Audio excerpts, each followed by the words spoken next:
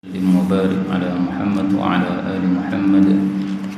اللهم انفعنا بما علمتنا وعلمنا ما ينفعنا وزدنا علما وبارك لنا في علمنا وارزقنا الإخلاص في القول والعمل كاملا وعلما نافعا لا ينسى وتوفيقا دائما وصحة ويقينا وعافية آمين يا رب العالمين. Alhamdulillah kaum muslimin rahimani wa rahimakumullah. Ini adalah malam genap sehingga kita kaji fikih mazhab Syafi'i insyaallah taala. Dan pada pertemuan yang lalu sudah kita bahas tentang fikih salat jamaah. Karena itu kita lanjutkan sekarang bab berikutnya, yaitu fikih tentang mengqashar salat. Faqala al-muallif rahimahullahu ta'ala wa nafa'ana bihi wa bi'ulumihi fid dharain amin. Faslun qasrus salat. Pasal tentang mengqashar salat. Wa yajuzu lil musafir, boleh bagi orang yang musafir, qasrus salatir ruba'iyyah, mengqashar salat 4 rakaat bi khamsati syara'id, dengan 5 syarat. Syarat yang pertama ayyakuna safaruhu fi ghairi ma'siyah, bahwasanya safarnya bukan safar maksiat. Syarat yang kedua wa an takuna masafatuhu 16 farsakhan, jarak tempuh safarnya 16 farsakh. Syarat yang ketiga wa ayyakuna muaddiyan lis-salati ruba'iyyah, bahwasanya salat yang dilakukan adalah salat 4 rakaat. Syarat yang keempat wa ayyanwiyal qasra ma'al ihram, meniatkan untuk mengqashar salat pada saat takbiratul ihram. Syarat yang kelima wa alla ya'tamma bimuqimin, bahwasanya dia tidak bermakmum dengan orang yang muqim atau tidak safar. Kaum muslimin rahimani wa rahimakumullah, inilah pembahasan tentang qashar salat. Qashar itu artinya meringkas. Maka yang dimaksud meringkas itu adalah 4 rakaat diringkas menjadi 2 rakaat. Maka qashar salat ini hanya berlaku untuk salat duhur, asar, isya. Maghrib tidak bisa diringkas karena cuma 3 rakaat. Subuh tidak bisa diringkas, Jumat tidak bisa diringkas karena cuma 2 rakaat. Qashar salat menurut mazhab Syafi'i hukumnya tidak wajib, tetapi hukumnya hanyalah sunnah. Kalau kita safar, maka kita boleh milih. Kita salat 4 rakaat boleh, kita salat 2 rakaat juga boleh. Mana yang lebih utama? Yang lebih utama salat 2 rakaat. Kenapa? Karena hukumnya adalah sunnah. Dan Rasul sallallahu alaihi wasallam setiap safar beliau selalu salatnya 2 rakaat, tidak 4 rakaat. Tetapi tidak wajib untuk mengqashar itu. Kita salat 4 rakaat juga boleh. Dasarnya 2. Yang pertama, kalam Allah dalam Al-Qur'an. Pada surat An-Nisa ayat 101 Allah mengatakan wa idza darabtum fil ardi, kalau kalian bersafar, falaysa 'alaikum junahun, tidak dosa, an taqsuru minas shalah, untuk mengqashar salat. Kata-kata tidak dosa untuk mengqashar salat menunjukkan qashar tidak wajib. Karena kalau qashar itu wajib, Allah akan mengatakan haruslah kalian mengqashar salat. Tapi di sini Allah mengatakan tidak dosa untuk mengqashar, artinya boleh. Tidak dosa berarti apa? Boleh. Dalil yang kedua, Aisyah istri Nabi ketika safar kadang-kadang qashar, kadang-kadang juga tidak qashar. Dan Rasul sallallahu alaihi wasallam tidak melarang Aisyah, wahai Aisyah, kamu kenapa tidak qashar? Kamu wajib qashar. Enggak. Berarti orang musafir boleh qashar, boleh juga tidak qashar. Kemudian qasar ini diperbolehkan bagi siapa? Khusus bagi musafir. Selain musafir tidak boleh qasar. Kita sedang mukim di rumah, turun hujan, kita jamak salat maghrib sama isya, bolehnya jamak, qasar nggak boleh. Kita sedang sakit, susah sekali berwudu, maka kita jamak duhur dengan asar, boleh, tapi di qasar tidak boleh. Tetap harus 4 rakaat, karena orang sakitnya tidak dalam kondisi musafir. Kemudian untuk boleh mengqasar ini, beliau mengatakan ada 5 syaratnya. Syarat pertama, safarnya bukan safar maksiat. Maka seorang perampok yang dia keluar dari rumahnya kemudian menuju ke kota lain, tujuannya apa? Untuk merampok di sana. Karena di sana masih sepi manusia misalnya. Nah, maka selama dia perjalanan menuju ke kota untuk dia merampok tadi, tidak boleh qasar salat. Masa ada perampok sholat, ya udahlah jangan perampok. Seorang anak minggat dari orang tuanya, minggat dari orang tua ini kan maksiat, Pak. Dinasihati orang tuanya tidak terima, akhirnya minggat dari orang tuanya nggak bilang. Nah, selama dia menjauh dari orang tuanya ini, dia tidak boleh untuk mengqasar sholatnya. Kenapa? Karena kalau orang yang melakukan maksiat diperbolehkan mengqasar sholat, sama dengan kita membantu dia dalam kemaksiatannya. Karena kan meringankan dia kan. Nah, meringankan berarti membantu. Sementara Allah mengatakan wala ta'awanu 'alal itsmi wal 'udwan. Jangan tolong menolong dalam dosa dan permusuhan, maka tidak boleh. Tapi kalau dia pulang, jadi misalnya dia minggat dari orang tuanya, habis itu dia rindu kepada orang tuanya, udah 2 bulan minggat, akhirnya pengen pulang. Nah, perjalanan dari tempat minggat ke rumahnya pulang, ini perjalanan safar, ini boleh qasar. Kenapa? Ketika pulang sudah bukan maksiat lagi, maksiatnya pas berangkat tadi ya. Tapi ketika pulang malah safarnya safar yang biasa, safar yang bagus malah, maka boleh dia untuk melakukan qasar salat. Syarat yang kedua, jarak tempuhnya adalah 16 farsakh. Dalam hadis disebutkan jarak tempuhnya 4 barid. 16 farsakh sama dengan 4 barid. Tapi ini istilah-istilah yang tidak populer di kalangan kita orang Indonesia. Orang Indonesia pakainya kilometer.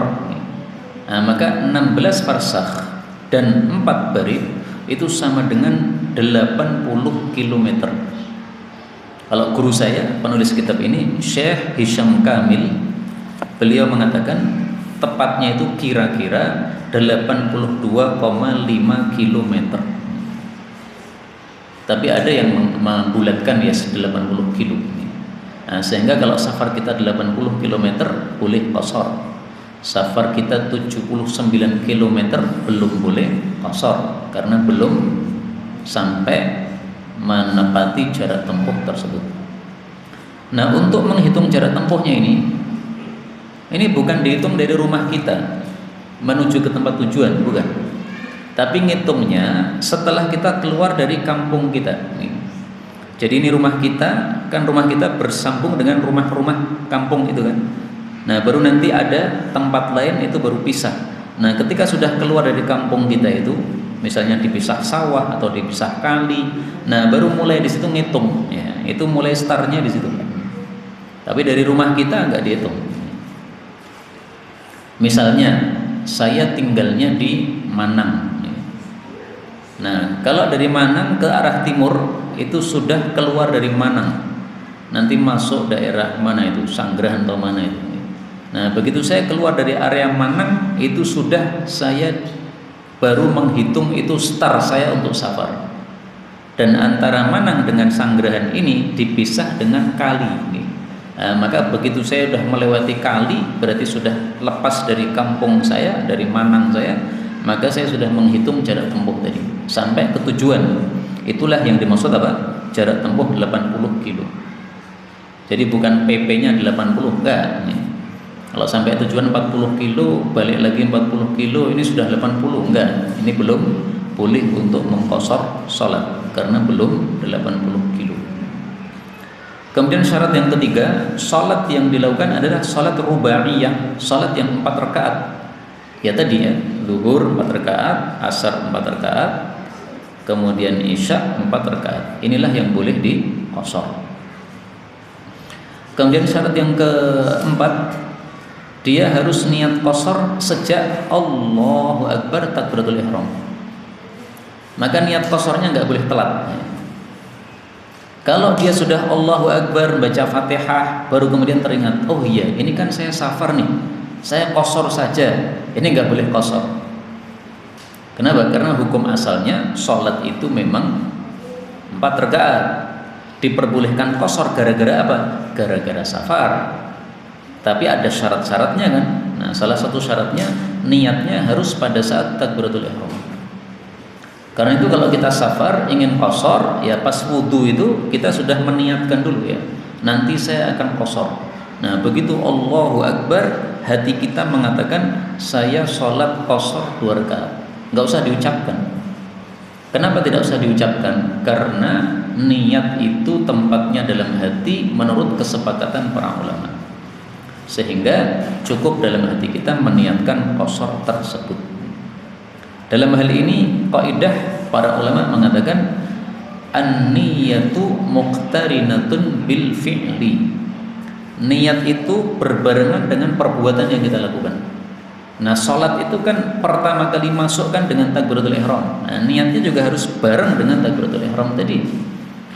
Kalau niatnya telat, maka berarti tidak boleh untuk mengqashar salat tersebut. Kemudian syarat yang kelima, tidak boleh bermakmum dengan orang yang sedang muqim. Saya safar mampir di satu masjid, imamnya muqim, salatnya 4 rakaat, maka saya tidak boleh qashar. Karena ada sebagian orang itu Pak, ketika dia musafir mampir di satu masjid, maka dia ikut imam salat 2 rakaat. Begitu imamnya selesai tahiyat awal, maka dia salam. Terus imamnya bangkit ke rakaat ketiga, maka dia tambah lagi sholat 2 rakaat lagi. Berarti sudah sholat 2, zuhurnya 2 rakaat, asarnya 2 rakaat, bersamaan dengan imam yang sholat zuhur 2 rakaat. Seperti ini nggak boleh. Kalau imamnya 4 ya kita harus 4. Kalau kita tidak mau sholat 4 ya jangan bersama imam tadi. Misalnya kita sengaja mampir masjidnya setelah jam 1 siang. Nah, jam 1 siang sudah nggak ada orang. Nah, kita sholat qashar boleh. Tapi kita masuknya pas adzan zuhur, ya otomatis lah kita sholatnya bersamaan dengan imam yang mungkin, maka harus 4 rakaat.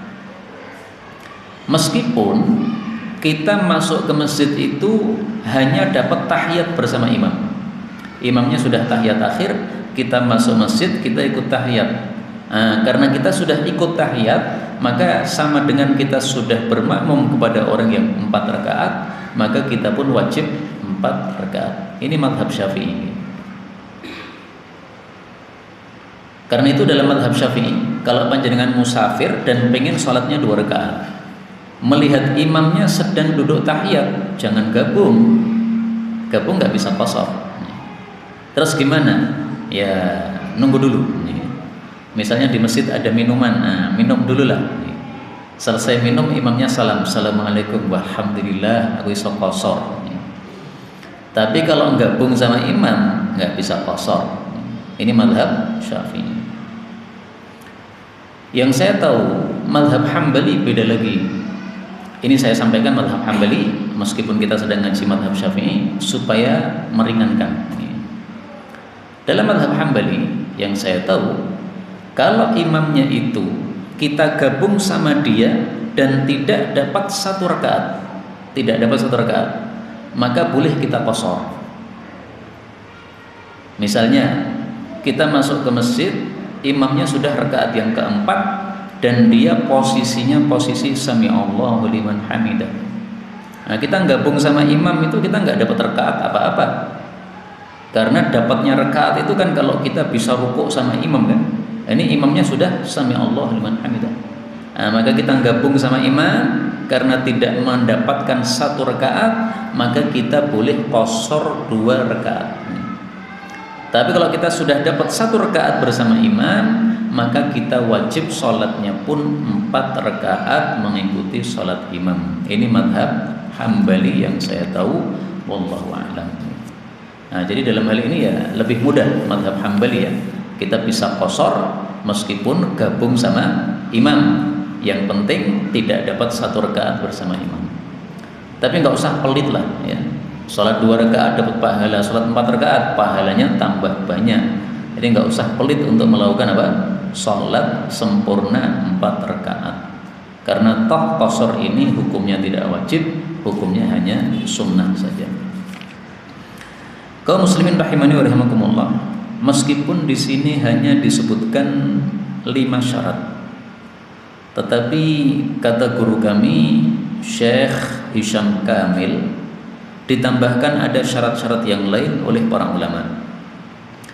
Syarat yang ke-6 berarti bahwasanya safar itu masih terus bersama kita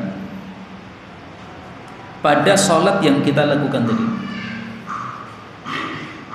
Seandainya kita sholat 2 rakaat duhur, kemudian kita ingin qashar dengan, kita ingin jamak dengan sholat asar 2 rakaat pula.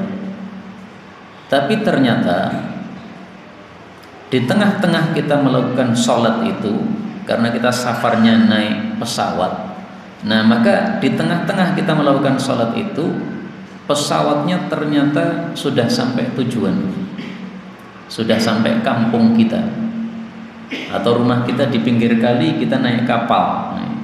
Di tengah-tengah sholat itu kita sudah sampai ke depan rumah kita, kapal tersebut, maka ini tidak bisa qashar, karena berarti posisi kita sudah tidak musafir lagi. Kita sudah sampai ke kampung kita lagi, berarti sudah bukan musafir. Nah, syarat yang ke-7, bahwasanya si musafir tidak niat tinggal selama 4 hari di tempat yang dia singgah tadi.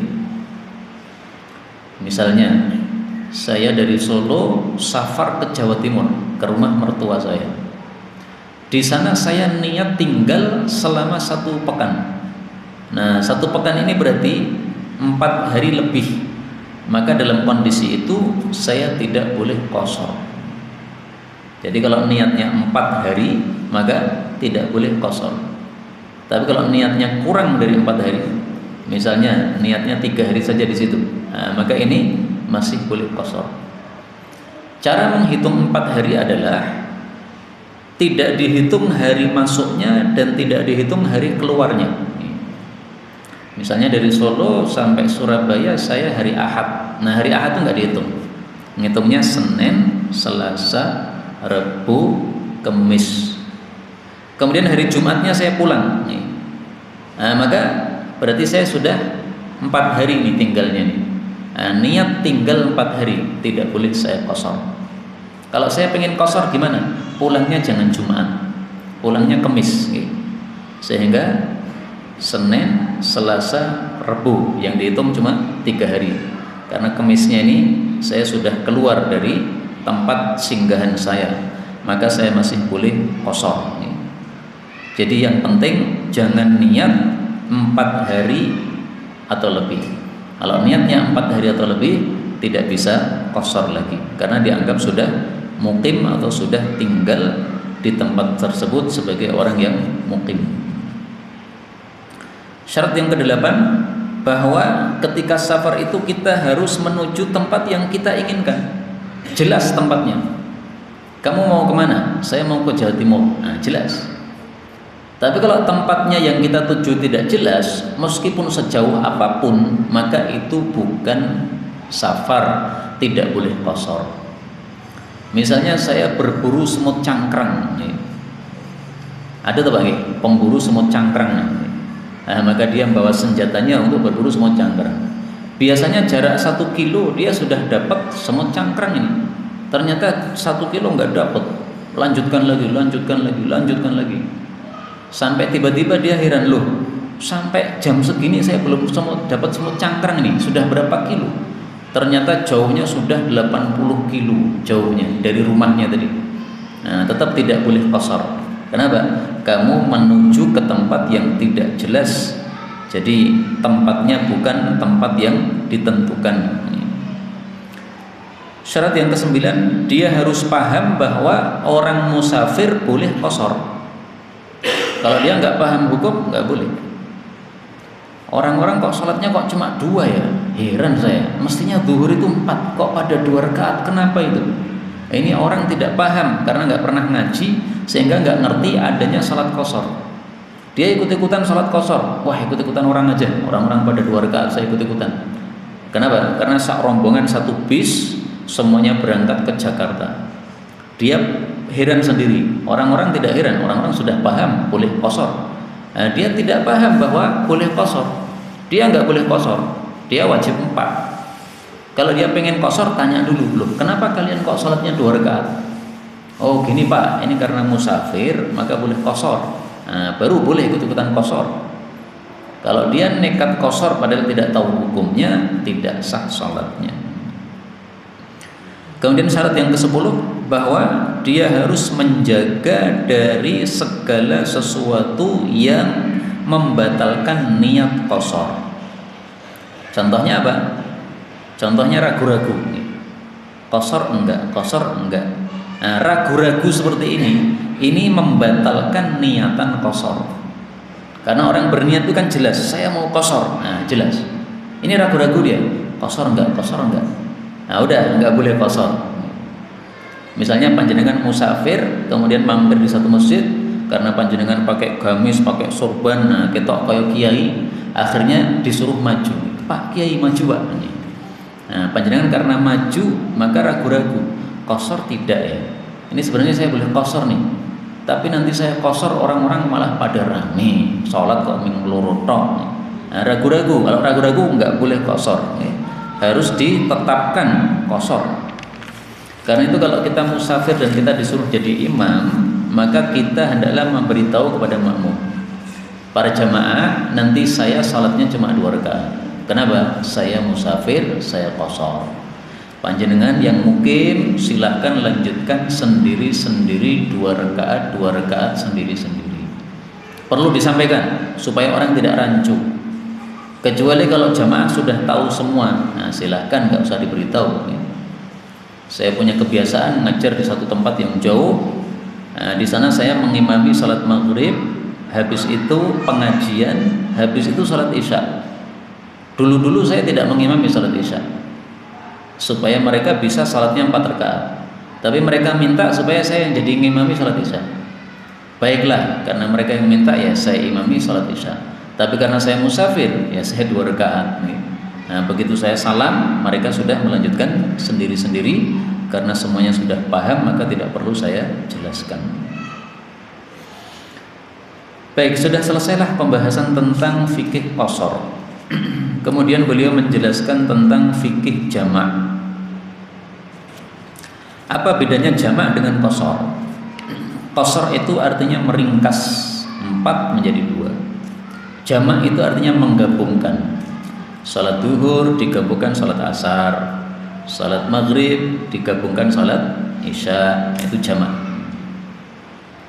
Apalagi bedanya? Bedanya kalau qasar yang boleh hanya orang musafir, selain musafir tidak boleh. Tapi kalau jamak, musafir boleh jamak dan orang yang mukim juga boleh jamak. Hanya saja musafir boleh jamak ada syaratnya, sebagaimana mukim boleh jamak juga ada syaratnya. Misalnya nih, saya safar tetapi saya tinggal di tempat itu 4 hari. Nah, kalau saya sudah tinggal di tempat itu 4 hari, maka tidak seyogyanya saya menjamak. Kenapa? Karena kalau saya sudah tinggal 4 hari, berarti saya dinilai sudah mukim di tempat tadi. Maka jangan jamak. Nah, sekarang pembahasannya apa saja yang menyebabkan seseorang itu boleh jamak, baik ketika safar maupun ketika mukim. Syarat-syaratnya apa? Mari kita kupas. Qala al-musannif rahimahullah, wa yajuzu lil musafir, boleh bagi musafir ay yajma'a baina dhuhri wal asr, menjamak antara salat zuhur dan salat asar, fi waqti ayyihi masya, pada waktu zuhurnya atau pada waktu asarnya bebas. Wa bainal maghrib wal isya, boleh menjamak maghrib dan isya, fi waqti ayyihi masya, di waktu maghribnya atau di waktu isyanya bebas. Wa yajuzu lil hadir, adapun orang yang mukim boleh untuk menjamak fil matar, karena sebab hujan. Ayyajma' bainahuma, untuk menjamak antara dua salat tadi, zuhur dengan asar, maghrib dengan isya, fi waqtil ula minhuma, pada waktu salat yang pertama saja. Tidak boleh dilakukan pada waktu salat yang kedua. Jadi ringkasnya, jamak itu ada 2 macam. Ada jamak namanya takdim, ada jamak namanya takhir. Jamak takdim adalah menggabungkan 2 sholat, tetapi dilakukan di sholat yang pertama. Maghrib dengan isya digabung di waktu sholat maghrib. Nah, ini namanya takdim, mendahulukan. Zuhur sama asar dijamak di waktu sholat zuhur. Nah, ini namanya takdim, mendahulukan. Kalau kita melakukan zuhur dan asar pada jam 4 sore, nah ini namanya takhir, diakhirkan.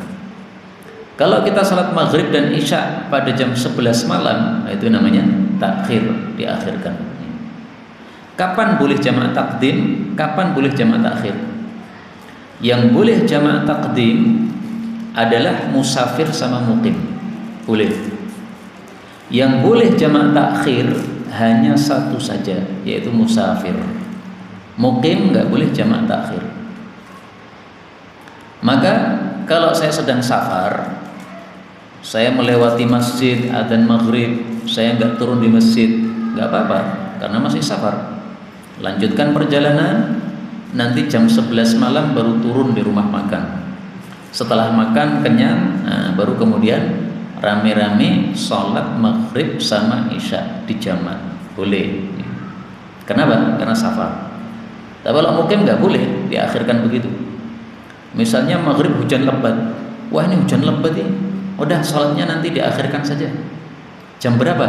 Jam 9 malam. Nih, sholat maghribnya jam 9, gabung sholat isya, nggak boleh, karena kondisinya sedang mukim. Nih. Jadi mukim hanya boleh jamak takdim, yaitu didahulukan, tidak boleh jamak takhir. Kemudian kaum muslimin rahimani wa rahimakumullah, untuk syarat-syarat jamak takdim, yaitu yang salatnya dilakukan di awal, itu ada syaratnya. Syarat yang pertama harus tertib. Tertib itu urut. Zuhur dulu baru asar, nggak boleh asar dulu baru zuhur. Maghrib dulu baru isya, nggak boleh isya dulu baru maghrib, dibolak-balik nggak boleh. Kemudian syarat yang kedua adalah harus meniatkan untuk jamak qabla al-faragh, sebelum selesai dari sholat yang pertama. Kita sholat maghrib, Allahu Akbar, kemudian turun hujan nih. Nah, pas turun hujan itu kita niatkan, ini kita jamak saja karena hujan. Tapi kalau sudah salam, assalamualaikum, assalamualaikum, kemudian baru turun hujan, nah, kemudian kita niat, wah ini jamak saja nih, baru saja kita salam turun hujan, tidak boleh. Kenapa? Karena sudah selesai dari sholat pertama, kita belum meniatkan untuk jamak. Atau misalnya panjenengan sebagai imam, turun hujan pas sholat maghrib, dan panjenengan ada niatan saya tidak jamak. Kenapa tidak jamak? Karena saya habis maghrib ada acara, maka saya tidak jamak. Tapi begitu panjenengan selesai dari salat maghrib, para jamaah mengusulkan, Pak Imam, tolong dijamak saja, ini kan hujan. Nah, gara-gara usulan para jamaah, panjenengan ya salah ngalah wae, nggak boleh jamak, nggak boleh. Kenapa? Panjenengan belum niat pada salat yang pertama tadi. Maka solusinya gimana? Ya, solusinya boleh kita sebagai imam mengizinkan jamaah untuk mengadakan jamak. Sudah panjenengan saja yang jamak, karena saya tadi sudah niatan tidak jamak. Saya memang mendengar ada hujan, tapi saya tidak niatan jamak. Jadi saya nggak boleh jamak ini. Udah, panjenengan saja. Silahkan yang mau ngimami jamak, saya tidak ikut. Saya mau pulang, ada acara. Atau solusi yang lain, ya, karena para jamaah mengusulkan jamak, ya oke lah, jamak. Tapi niatan kita bukan sholat jamak, niatan kita sholat sunnah. Saya sholat sunnah ba'diyah maghrib 2 rakaat. Panjenengan niatannya jamak dengan isya. Nah, berarti saya 2 rakaat salam, panjenengan lanjutkan sendiri 2 rakaat, 2 rakaat lagi. Itu juga bisa. Karena apa? Kita melakukan sholat sunnah, boleh jamaah melakukan sholat wajib. Syarat yang ketiga harus mualat. Mualat itu berkesinambungan. Berkesinambungan maksudnya antara sholat pertama dengan sholat kedua tidak boleh dikasih jeda yang banyak. Kalau ada jedanya yang banyak, maka tidak bisa dijamak.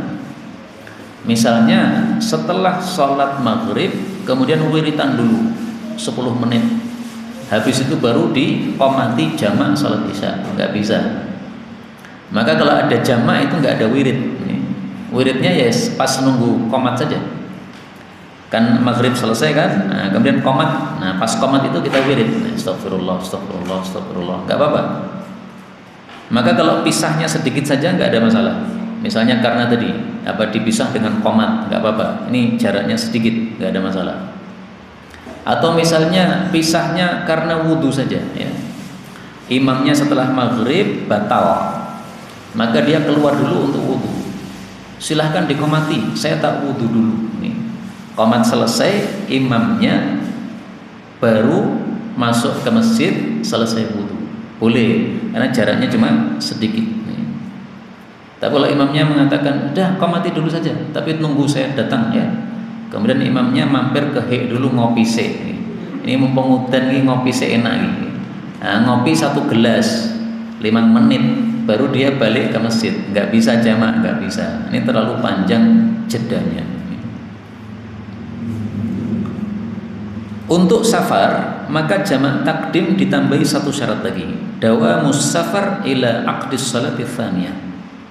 Sampai sholat yang kedua posisi kita masih posisi musafir. Tapi kalau sholat yang kedua belum dilakukan, posisi kita sudah tidak musafir. Karena misalnya kita naik kapal tadi ya, kapal kita sudah sampai di depan rumah kita, rumah kita di pinggir kali. Nah, berarti sudah bukan musafir lagi, maka tidak bisa dijamak karena sebelum kita masuk sholat kedua posisi kita sudah sebagai orang yang mukim. Tapi kalau di tengah-tengah kita jamak, tiba-tiba kita sampai ke depan rumah kita, nggak masalah, lanjutkan saja. Jadi kita sudah niatan jamak ya. Tiba-tiba baru dapat 1 rakaat, maka kapal sudah berada di depan rumah kita. Ini ternyata kapalnya melesat cepat sekali. Nah, sampai depan rumah kita. Udah nggak apa-apa, lanjutkan saja karena kita sudah masuk pada salat yang kedua. Itu jamak takdim, syaratnya itu tadi. Adapun jamak takhir maka syaratnya cuma 2 saja. Jamak takhir itu jamak yang diakhirkan tadi. Salat duhur dan asar dilakukan jam 4. Salat maghrib sama isya dilakukan jam 11. Itu jamak takhir. Niatnya cuma 2. Apa syaratnya cuma 2? Syarat yang pertama harus meniatkan untuk jamak fi waqti sholatil ula, pada waktu sholat yang pertama. Pada waktu kita sholat maghrib, nah kita niatan jamak. Ini syarat yang pertama.